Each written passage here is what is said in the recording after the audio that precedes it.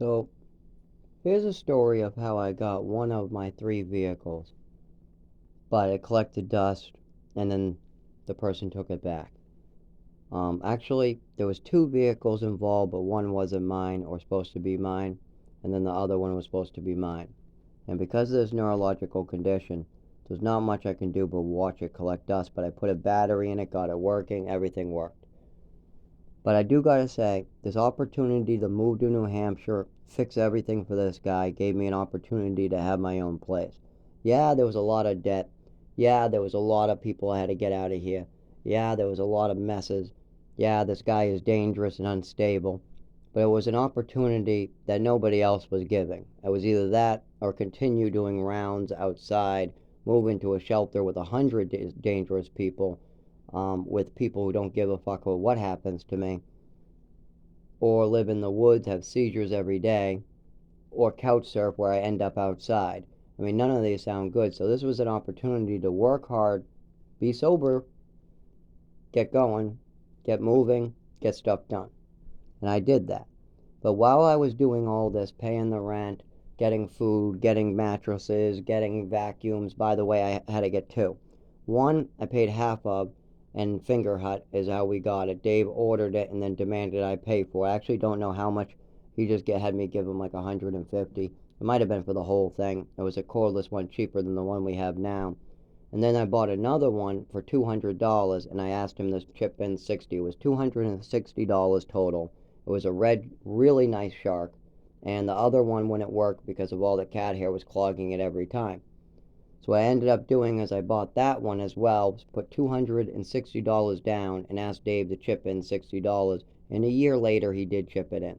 After I went over it over and over with him, Dave, I need you to chip something in. I need you to chip something in. I need you to chip something in.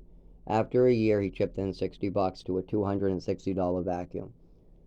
But as I'm doing all this, he's sleeping, he's eating, he's smoking. That's about all. And I'm keeping the house afloat.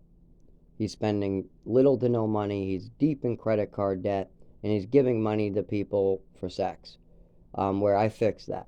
I fixed that. I showed him how to go to a party, meet a friend that is just as freaky as you, and there's plenty of people freaky just like you. You don't need to do this crazy stuff.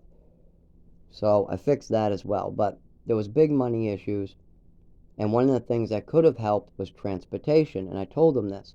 I also called some of my buddies and friends, and I had Dave call his friends and see what they could do. Now, there's a very wealthy billionaire from Pakistan that my roommate knows, and he's very nice to me. He brought me out to dinner. I brought him to dinner. He brought me to New York City with his wife. I only got to see him a couple times, but his wife was fantastic. Very nice lady. Great trip. Took more than a week.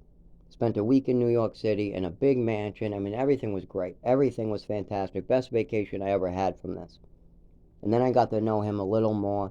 At one of my jobs, I used to have the best curry and some of the best spices from around the world. It was an all natural Whole Foods supplier. It's a big warehouse, and we used to be able to get stuff for free on a special rack, and a lot of it was foreign. So I would give it to him, and he used to say, "How do you get such fresh curry? I go to all these grocery stores, I can't get this good quality." I said, "You come to me, then I'll give it to you for free." And so I try to kind of get to know him, but I need a vehicle to stop by. He owns some hotels, a parking garage, and a bunch of gas stations and a bunch of convenience stores. But they're not on the bus route. And if I walk during winter, I've already explained, it's dangerous. I get hurt and I don't get to my location. During summer, I can walk there, and that's how I got there a couple times.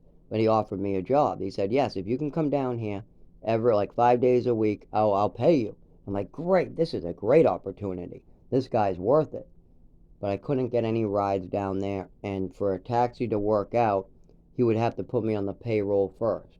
If I spend $300 on taxis showing up, um, if he's not there, I would run out of money. The rent wouldn't get paid. It just wouldn't work out. I did the math out. I tried to come up with a plan to take taxis first, but it won't work out. I already spent too much money doing that, and he wasn't there.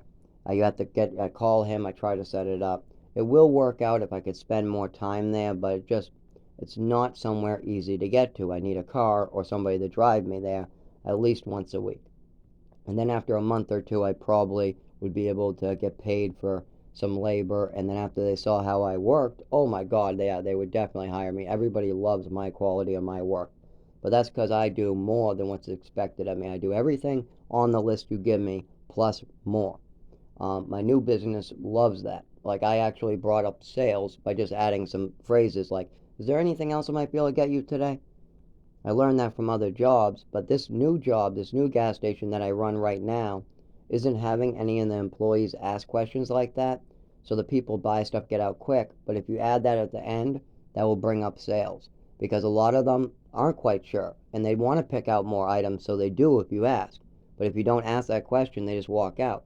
It does bring up cigarette sales. They go back and grab more candy. They do all different.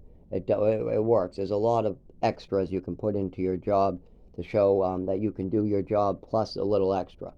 My problem is a neurological condition and a seizure. Sometimes I try to press a button and I miss. Sometimes when the alarms go off, I fall, or I can't talk, or I have to sit down and tell them to wait and cover my ears and try to rush down. When I'm out in the cold, sometimes I shake real bad to the ground. That's my problem at work. That's about it. And if I get injured, like a GI or an infection, forget about it. I'm just useless. But most of the time, if it's warm in my business, I do okay. I do better than any other employees I've seen. I do much better because of my work ethic. What I got to give credit to my father, a lot of programs, my brother, mostly my brother, and there's just so many people for that work ethic. As well as I've always had to work harder than everybody else. I was always being medicated and sedated and having to fight the medication just to get by. So I learned how to put in the extra effort real early. But now I wanted to get in with him. I was trying to do that, and he gave us a vehicle. That he gave my roommate a black van. Sorry, no, black truck, a big flatbed truck, and he gave me a red van. Now the red van just sat and collected dust. All I was able to do was pay for a battery, get it working. But then what else? I mean, I can't drive it. My roommate doesn't want to put in the work to get his license back. He let it expire. And I told him, at your age, in your 80s, it's going to be a lot of work if that expires. Don't let it expire. It's a lot of work. You're going to have to study. I can help you with it, but it'll be too much. I helped him with it, but he just doesn't want to do it. The problem is laziness, sloth. He wants his life to just come to him. He said, "Can't I just bribe somebody and get it?" That's what my friend does. Everybody I know bribes the people to get their licenses. I said, Dave, people don't bribe them to get their license. They don't just drop 100 and get their license. It doesn't work that way. He's like, yes, it does. I'm like, I'm not arguing with you about that. You got to do the work and get your license. You got to get a learner's permit first, or you got to do this renewed test. You got to do. He's not capable of doing it. We've tried. I've paid a lot of money, and he just doesn't want to do it. As far as me, I could do it. I've already done it for him, basically. But I shake. That's a whole nother issue. And that has to be addressed before I continue with the last step, what is actually the license. And I've helped him with the actual license test, and I could pass it. It might take me a couple tries, but yeah, I would pass it. And I would be able to drive as well if I just could stop shaking and stop seizing. But yeah, he got me a car and it went to waste. And the other car, my roommate had somebody else drive it because he didn't have a license. He said, you have a license, so you drive. And then somebody he pissed off, this lady, came by and got very mad and started making up stories about David, saying he's letting total strangers steal the car and stuff like that, even though this was somebody with a license that was trying to help David out. They were just having a hissy fit on the side of the road because this person was trying to sell the car to her son, and she didn't like that this person gave this vehicle to him. Now, the black vehicle that he got was from a different person. It was from the other closet guy where he was living in the closet in the business. Meanwhile, the vehicle I got was from the Indian guy from Pakistan. His wife is actually Pakistani and another mix of like Asian, I guess, and then he's Indian and Pakistani. I'm not quite sure.